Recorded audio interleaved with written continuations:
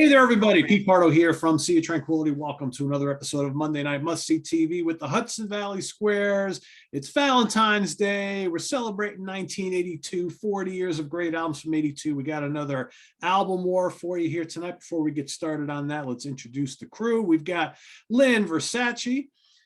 We've got Sydney Taylor with the new great looking hairdo. We've got Chris Allo with his grumpy face on tonight.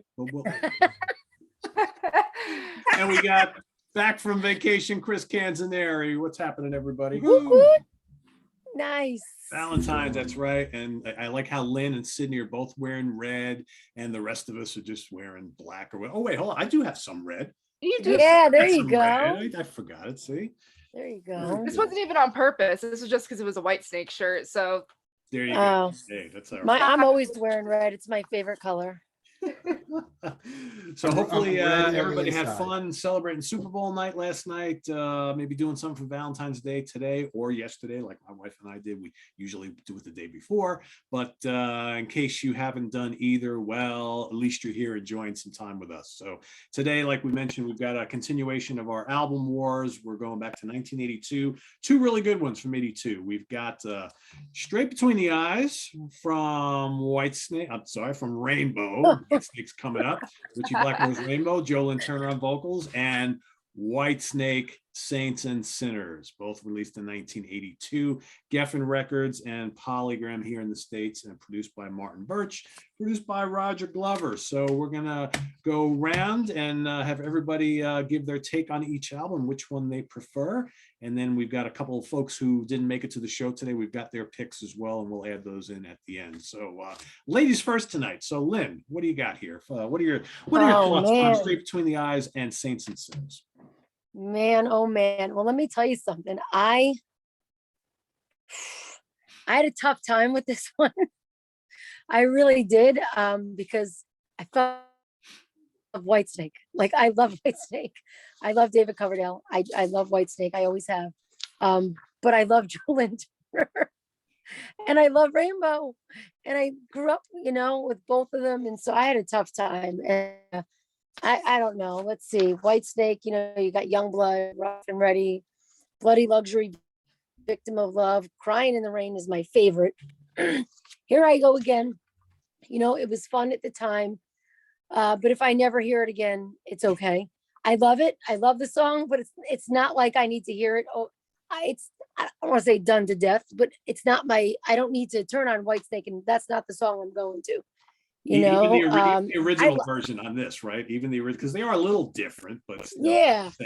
No, I mean, it's great. It's definitely great, but I don't know. Like, I like this record a lot. I like Ian Pace on drums.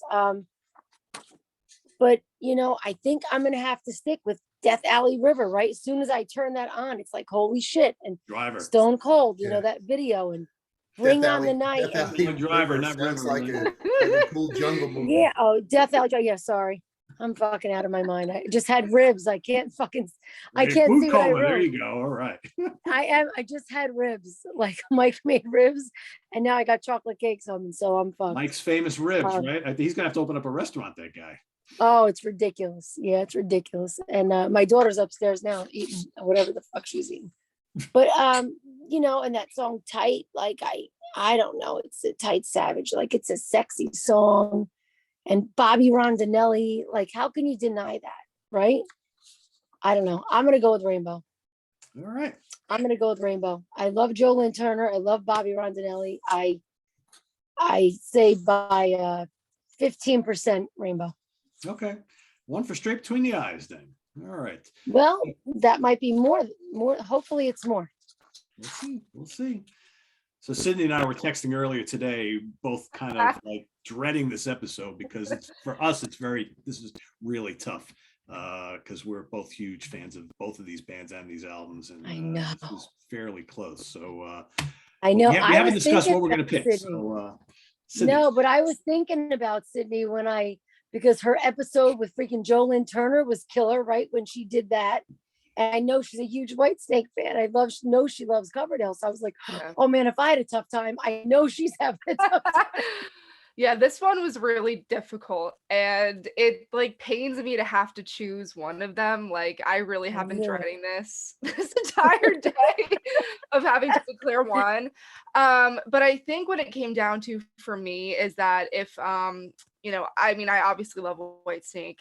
I love David Coverdale. I mean, that's kind of the classic lineup of Whitesnake you have there, obviously without John Sykes. But I mean, I often when I look at those songs like Here I Go Again and Crying in the Rain, personally, I enjoy listening to the originals on Saints and Sinners, but when I listen to those, I normally go for the 87 record. I enjoy those versions a little bit more. They're a little bit heavier. These versions are a little bit more blues based, which is good, and I enjoy listening to them when I do, but I normally go for the 87 versions of those songs. If this were a different Whitesnake album, I think it would have been probably Whitesnake for me. Like if we were talking about Slide It In, or something like that. But for me, I mean, it's no secret. I've talked about it so many times here of how much I love Joe Lynn Turner. He is, probably for me surpasses David Coverdale a bit because I have such great memories of getting into rock and listening to Rainbow and Joe Lynn Turner era Rainbow, and specifically the song Stone Cold, which I know is a big hit and whatever, but I love that song. It was kind of one of my introductions to that era of the band and that era of Rainbow. So I'm gonna go with Straight Between the Eyes. Woo! And I mean, this too, it's commercial a little bit with stuff like Stone Cold, but it still has the edginess and I feel like the heaviness that Rainbow is kind of known for. Before, I mean, yeah, you get into Bent Out of Shape, which personally that's my favorite Joe Lynn Turner era Rainbow album, but definitely more commercial. It's more melodic, even more melodic than the stuff on here. But I mean, Death Alley Driver, Tearing Out My Heart is a great like kind of ballad on here. It's got such great guitar work from Richie Blackmore on there. I was listening to that before we hopped on and started recording this, and I was just like, man, the fills on that and the solos on that song are great. Mistreated, Rock Fever, like it's just got the heaviness of Rainbow, but it's got the Joe Lynn Turner melodic vocals, and it's killer. And I love Joe Lynn Turner. He's just Hell yeah. I love him. So I'm going Straight Between the Eyes. Did you see the video of him? Is it live? Is it live in Australia where he's got that white fringe leather jacket on? Live in Leningrad with Yngwie Malmsteen, and I often wonder where that fringe leather jacket is today. I know, it's so hot. I love that jacket. I had a white leather fringe jacket back in the day, and now I saw that video and I'm like, damn, where's that jacket? Of course, not that it would fit me anymore, but still. I think Joe Lynn Turner's got it, Lynn. Yeah, I'm sure he does. It was an honor just being nominated. All right. The King, Yay, Chris Mallow. All right, yeah, this was an interesting fight there, Pete. I thought it was first off the bat. I was like, well, it's interesting because it's 3 Deep Purple dudes versus 3 Deep Purple dudes. Yeah. Oh, that was an interesting fight. The last time I listened to Saints and Sinners was me and you did like a Whitesnake album ranking like a couple years ago. Yep. And first thing I thought of when listening to Saints and Sinners, I'm like, wow, the production's really, really good. Oh, Like, Martin who did Birch, this? man. I was Yeah, like, yeah. I go, oh, figures. Martin Birch, greatest metal producer of all time. Yeah, and there's some really good tracks that Sydney and Lynn mentioned. 1 or 2 songs I thought were kind of filler, like Love and Affection, and I completely agree with Lynn. I never need to hear Here I Go Again, especially the version with walking like a hobo or whatever the fuck the line is. I mean, that is just so stupid of a line. Like for a guy that wrote so many classic fucking songs, that was the lyric you came up with. There was nothing else. Like a hobo, I was born to walk. Yeah. Like, what the fuck is that? Like you couldn't think of anything else. Like the dude wrote 17 sets of lyrics for Burn, but this was the best he could come up with. So I don't know. I just fucking hate that song. Either version, especially this one. I like the more bluesy, less polished version of Crying in the Rain.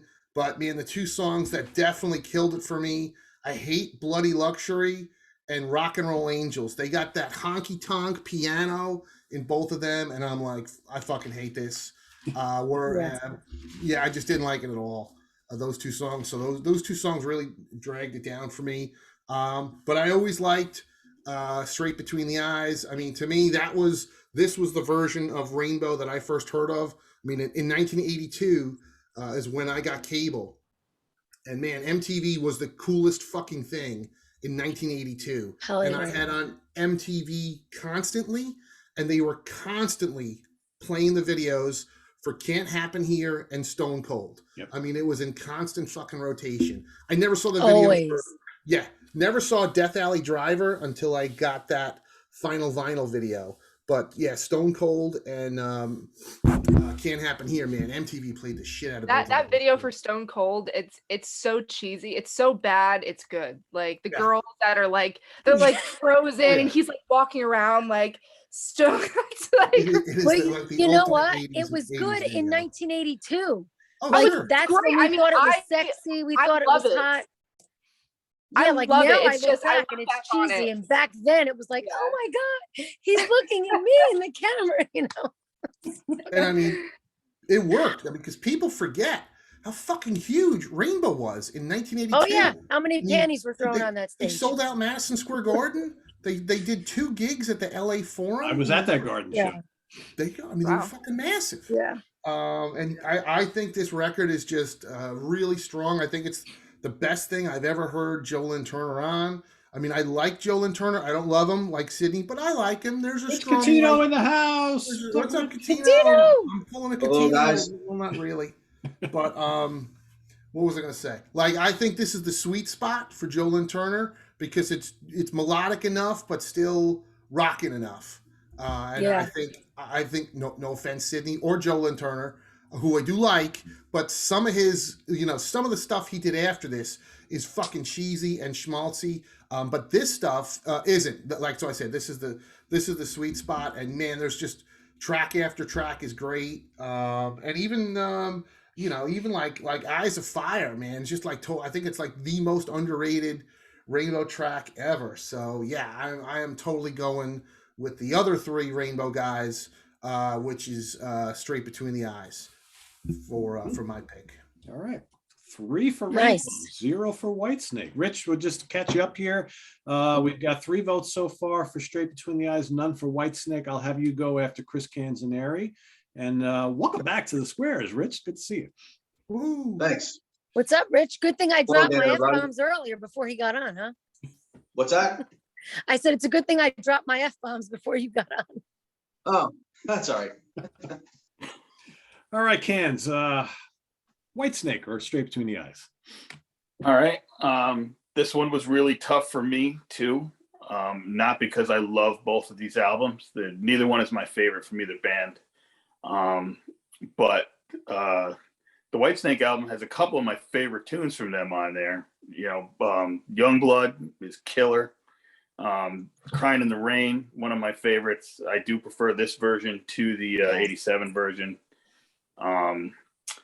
But there are, Bloody Luxury. What a silly song. That it doesn't fit with the direction they were going at that time. And the Rainbow album, I remember, like Chris was saying, they were all over MTV. I mean, they were so huge. And I thought back then, when I first heard the song, it was Foreigner. And I'm like, yeah, this guy, he's Lou Gramming it all over this album. So that like stuck in my head back then, and it's still there now. And I always thought it was a little bit lightweight for Rainbow, because my first Rainbow album I ever got was Rising, and I kind of went from that point on. But listening today, Richie's guitar solos throughout Straight Between the Eyes are just ass kicking. I mean, it's better than some of the Deep Purple stuff. I was really enjoying every single solo on every single song. And I think that's like tilting it for me. I think I like a few of the tunes better on Whitesnake than I like all of the tunes on the Rainbow album, but still Richie's guitar playing is just crazy. So I'm going with Rainbow. Okay. Woo! Yes. Is it a shutout so far? So far, it's a shutout. So Yeah. far. So far, it's a There we shutout. Unless Rich or I decide to break it. So, all right, Rich, Rainbow and Whitesnake. What do you like about each one? Which one are you going to pick? All right. So I'm wearing Whitesnake, but I think I'm going to pick the Rainbow. Because when I listen back to both of them, I love Whitesnake. I love Rainbow too. And I love the Joe Lynn era. But when I listen to the Whitesnake album, love Young Blood, Rough and Ready's great. Bloody Luxury, Victim of Love. Crying in the Rain, the original. I like it, but I like what they did with the 87 record, obviously. It's heavier, so got more muscle, you know. Here I Go Again, better with the re-recording also. But then when I got to the last four, like Love and Affection and Rock and Roll Angels and Dancing Girls and the title track, not so good, I thought, compared to what I used to think when I listened to them again. It just seems like this album is the step before Slide It In, which it is. Yeah. Like getting them ready for the brilliance that came on that record. So when I listened to it again, not so much of a fan of it as I was. I think I like side A, not so much side B. Then when I listened to the Rainbow, never really was a fan too much of Cold. Enjoyed it, but I love Joe Lynn Turner singing. I love the next record, Can't Let You Go. Probably my favorite. Been out of Joe shape. Lynn. Yeah, probably my favorite Joe Lynn song that he ever sang with Rainbow. But like everybody says, you know, it's a more melodic era of Rainbow, which is fine. It's great. It's AOR rock. But the rockers on this, I think, are much better than the Whitesnakes, like Death Alley Driver, Power, Rock Fever.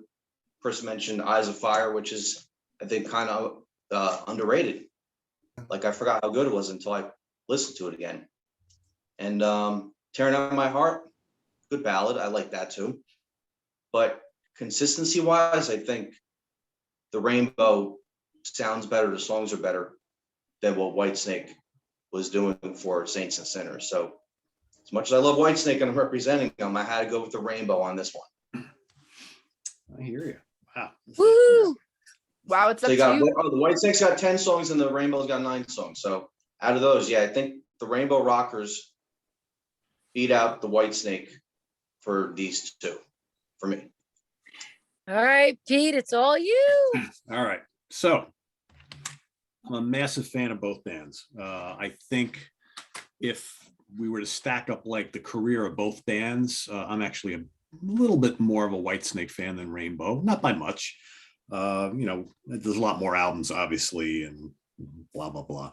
But I'm an total massive Coverdale fan. I mean, I've long joked that I've always had like a man crush on David Coverdale. He to me is like the ultimate rock star, right? Just such a great singer. I just love the guy. He's just so cool. I actually think Saints and Sinners is a pretty underrated album for them. It's really good. I love this era of the band. I know usually you got folks who only like this era of the band and folks who only know the later era of the band and never even heard of any of these albums because, especially for folks here in North America, these were only available on imports. You know, these were not, you know, you didn't find these in the record stores most of the time back in the early 80s unless you had a decent import section for a place where you shopped. Martin Birch production on this is great, but I kind of agree like with what everybody's saying. I think it's a very solid album. I like it a lot. Young Blood is killer. Victim of Love is a good song. I love Crying in the Rain. I think I like the 87 version a little bit more because it's got the John Sykes muscle and that guitar solo is just like out of control on that version. Here I Go Again. I don't need to hear this one or the newer one. Both of them I've heard to death. Yeah, Love and Affection of Rock and Roll Angels. I like Dancing Girls. I think that's pretty heavy. And I love the title track, Saints and Sinners. Got a good groove, kind of funky, kind of heavy. I like it. So 75% of this album, I really, really like a lot. However, this is an album I like, you know, totally grew up on and saw them live at the Garden with the Scorpions on this tour. And they were amazing. And, you know, other than the Dio albums, I always considered this my favorite Rainbow album next to those. And I think that someone mentioned it here. This is Joe Lynn Turner's finest moment on any record ever, I think. And I'm going to agree with Canz here. I think Richie's guitar solos are just absolutely incredible all throughout this album. And it's funny because I tend to think that a lot of Richie's soloing on a lot of the stuff post, you know, like 1980 is a little on the sloppy side compared to what he did in the 70s. But I find that he's got a fire on this album that is just unmatched on any of the other albums, whether it be Perfect Strangers or Difficult to Cure or whatever, any of the 80s albums, Rainbow or Purple. I think this is by far his best soloing. Death Alley Driver is amazing. Bring on the Night is great. Stone Cold is a classic kind of ballady type of thing. I love it. What a great solo. I mean, I listened to both these albums again today, even though I've heard them a million times. Tearing at My Heart is amazing. Power is a lot of fun. Mistreated, Rock Fever.